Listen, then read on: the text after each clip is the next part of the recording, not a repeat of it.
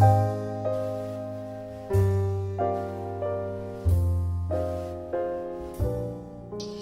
want to talk to you for a moment in time, dear brothers and sisters, with this title, this subject in mind: how surviving is in your DNA. Look at your now. Let's get into this text. This is a very interesting text.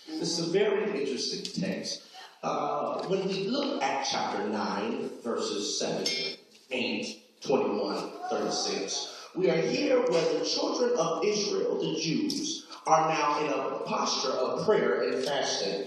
But one of the things about me, whenever I look at the text, I look at the why of the text. I like to look at the why of the scripture. Why are they praying? Why are they fasting? Why are they in the posture that they're in?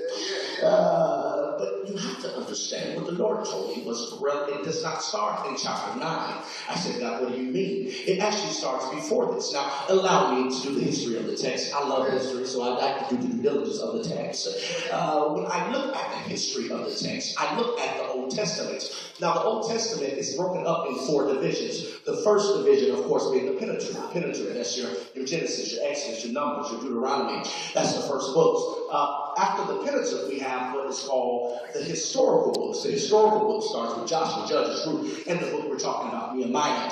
After the historical books, we have to look at the poetic books. That's where you get your Psalms, your Song of Solomon, your Proverbs from. That's where you get that. Now, after we look at those books, we have to look at the minor and major prophets.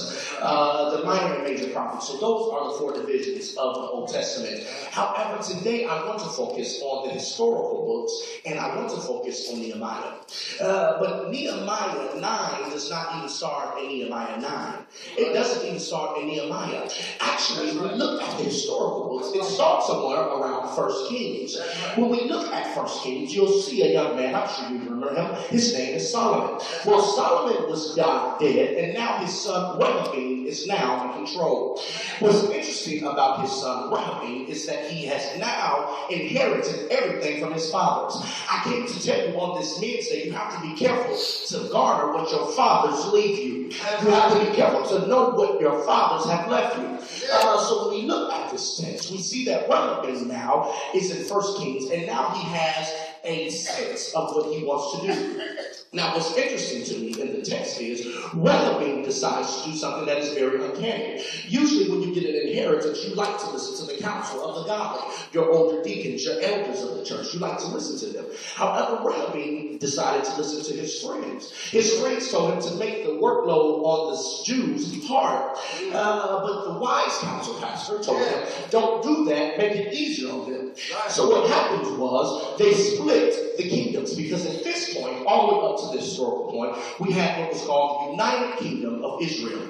So what happened was this young man by the name of Jeroboam, who had just recently got kicked out, who went to Egypt. Now, Jeroboam is important because Jeroboam was kicked out. The reason he was kicked out was because when Solomon was in office, Jeroboam had devised a plan to stab him in the back. I think the OJ said it best. They smile in your face all the while trying to take the... And what's interesting about these backstabbers, that's what we call them, these backstabbers, is they will act like you're not the one who helped them get where they got. You're not the one who put them on. You're not the one who helped them get the position. And now they want to stab you in the back. So what the people did is they kicked Jeroboam out of the country. What would happen in the church if instead of letting people talk about our leader, we get rid of the cancer? What would happen in your homes if instead of letting people talk about your daddy and your husband, you got rid of them?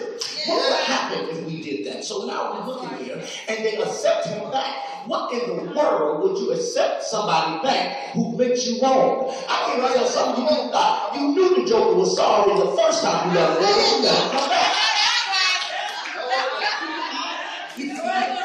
You will never come right back. Because what happened is, what Jeroboam did is what we do. Jeroboam decided that he was going to get them while they were vulnerable. I have to tell you, children of God, never make decisions based on your vulnerability. But make decisions based on when you emotionally go after God. See, what happened was, since they was upset at Rehoboam, they said, we're going to show you, and we're going to go kick it with Jeroboam. However, you kicked Jeroboam out for a reason. They're your ex for a reason. It's your last job for a reason. It's not going back to the things that God has taken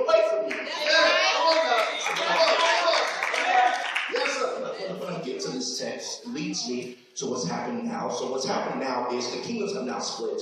Jeroboam has taken these people and went to Bethel. Incidentally, Reverend, Bethel means house of God, which means he had a name of God, but God wasn't nowhere in it.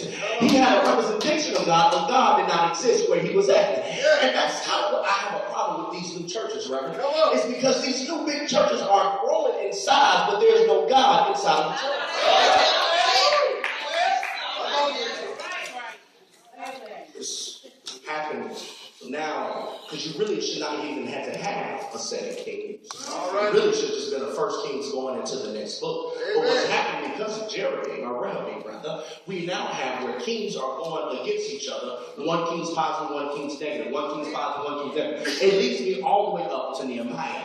Because now the Babylonians have taken over. The Babylonians were taken over by the Assyrians, and now we're in Nehemiah. I'm already done.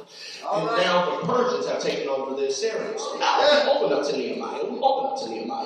We look at a young man, Nehemiah. Now, Nehemiah's brothers came to him and had a conversation with Nehemiah.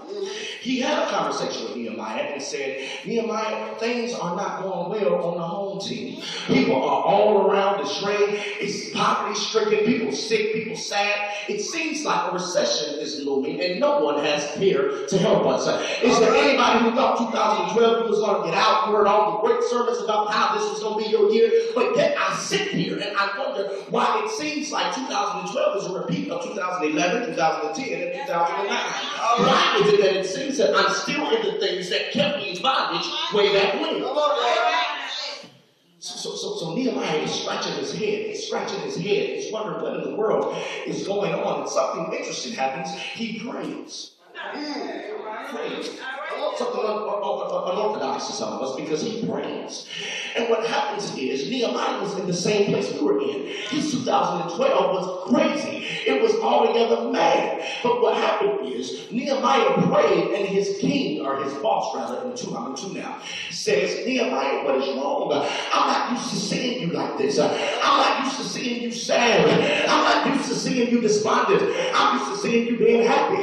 And Nehemiah says, well, king, the real problem is that my people are oppressed back home.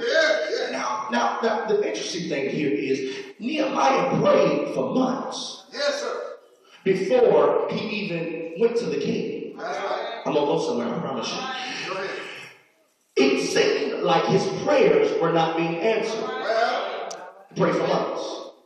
And just at the point when he felt like giving up, God made breakthrough. I came to tell somebody, I know you've been praying every day for that family member.